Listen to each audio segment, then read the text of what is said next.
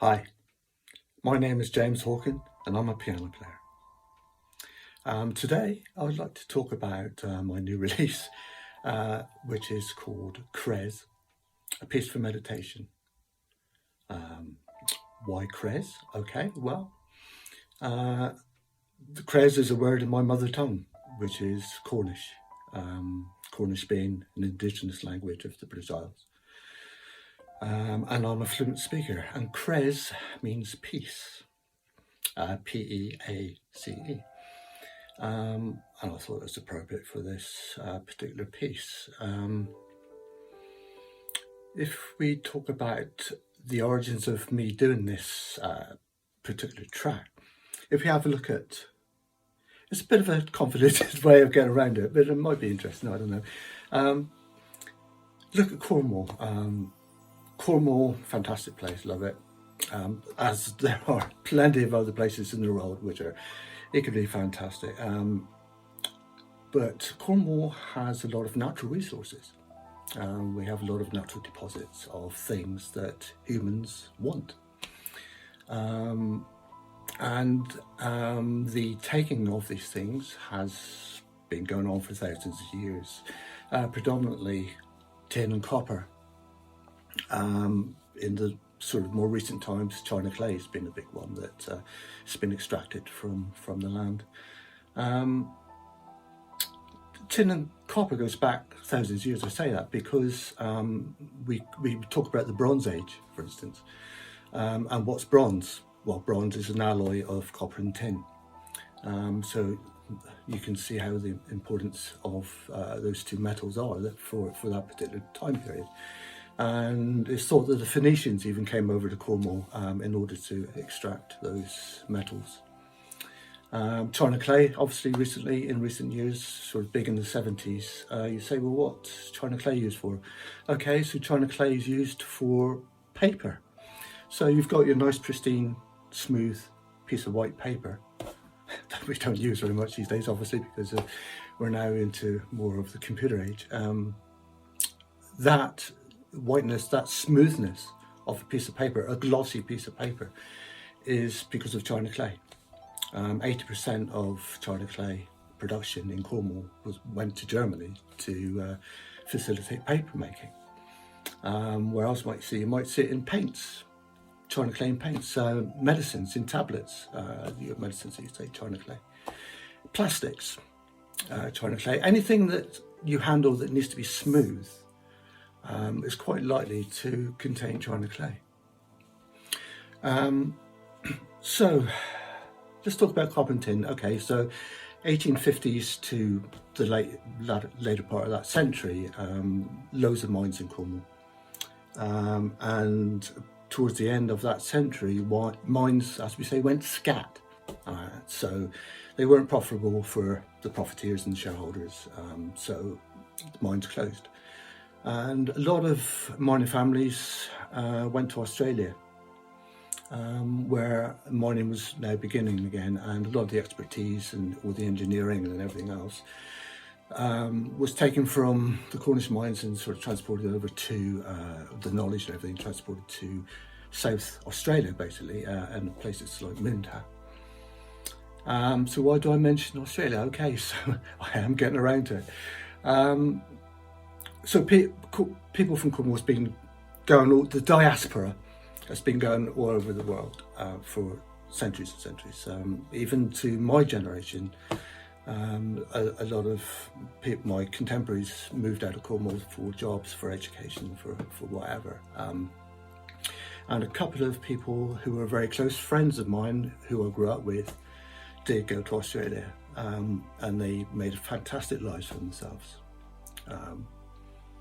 I'd love to go over there and visit them and see it, but that's another story anyway. So one of those is a lady called Sarah Barron.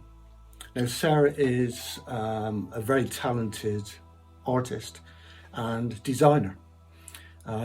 She's around. I've got an internet presence, and she's known as Girl Quirky. Okay, and she has a successful art design business in Australia. And part of what she does is think a lot about the mind and how it works and how human minds work. And meditation is a big thing. And she asked me to produce a piece for meditation, about 5 minutes long, sort of like a breathing meditation sort of thing. I said, yeah, great, I'll have a go at it. Yeah. So I don't know anything about meditation or the music that's good for meditation. I know certain frequencies can react with your brain and whatever. I know you can feel certain things with different frequencies and all this. And there's this white noise thing, or this music for sleeping, for dreaming, all that uses different tones, timbres and frequencies of sounds, which I know nothing about, although fascinated about, and I'd love to do a lot more research about it. But I was thinking about it, and I was like, sound itself is a physical thing. I mean, it's physical movement, basically. To break it down in basic terms, is atoms banging into each other. And when one atom bangs into another one, that atom passes on quite a lot of its energy, loses a little bit, and that atom that it bangs into another one, loses a bit of its energy. And so it goes on this chain reaction until all the energy dissipates. So it is movement of atoms, and when these atoms come across an object, which is also made of atoms, there must be some sort of interaction. Obviously, an object which is very, very dense, where the atoms are so combined so closely that the moving atoms can't penetrate that in any way, the moving atoms will bounce off. And then when it comes back to the ear or to whoever's making that sound, obviously that's an echo. But some objects will absorb the vibration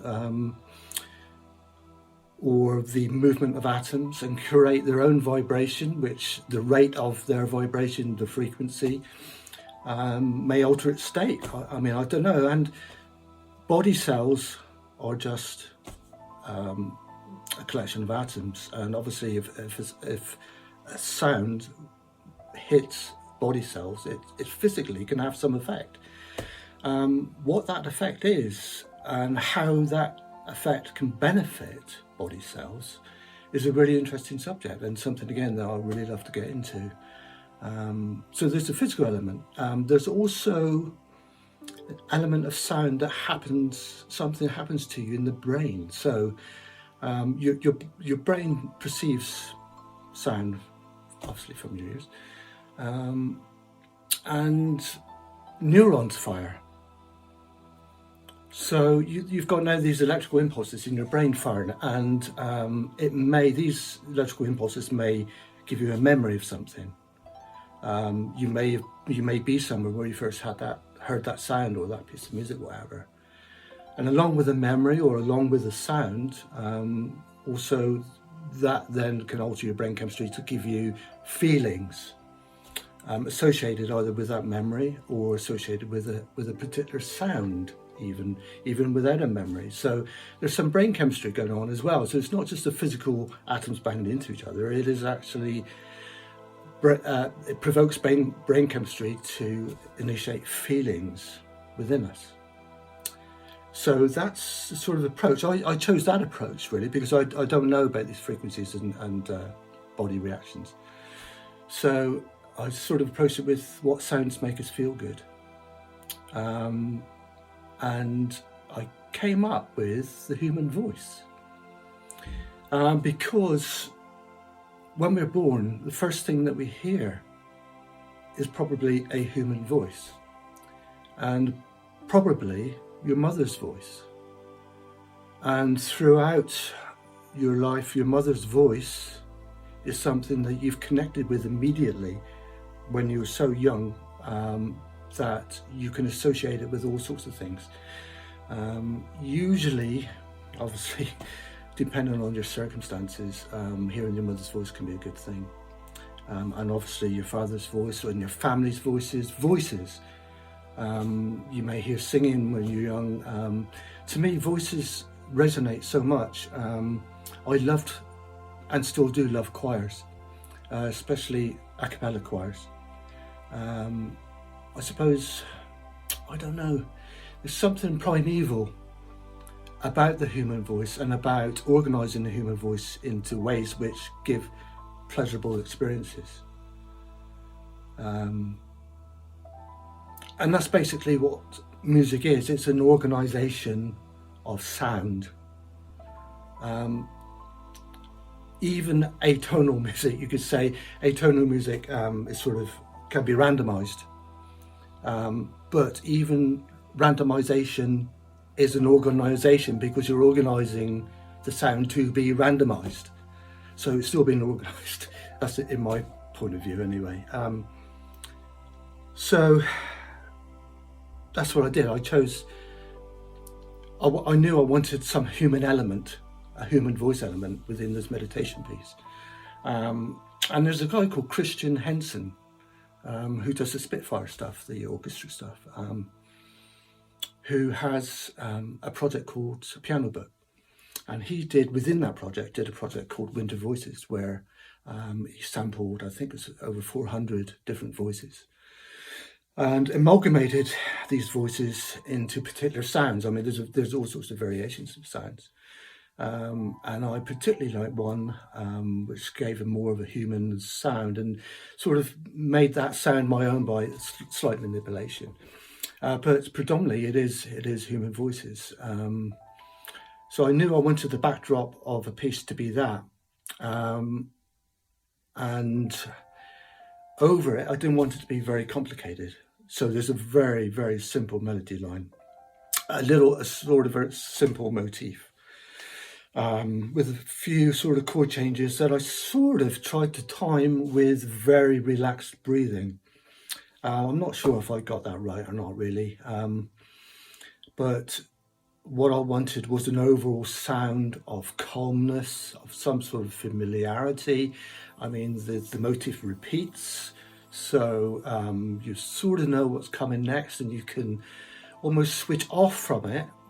And you don't have to concentrate at all on this. You can just switch off and let the sound sort of, I don't know, generate some sort of feeling within yourself, which is what I'm hoping will do. And it's a calm feeling, a sort of a peaceful feeling. Maybe something that you can become reflective. Maybe some of you just want to switch off. Maybe some of you just pop on at the end of the day just to unwind. However you want to use it, it would be fantastic if it can be used in that way. I really do hope it does the job. It does for me, and I hope it does for you. So that's basically the piece. It'd be great if you could have a listen to it on whatever streaming platform you like, or on my website on YouTube. And I will tag Girl Quirky. Do check her out and some of the designs and everything. I mean, she's fantastic. I hope you enjoy the piece. Thanks very much.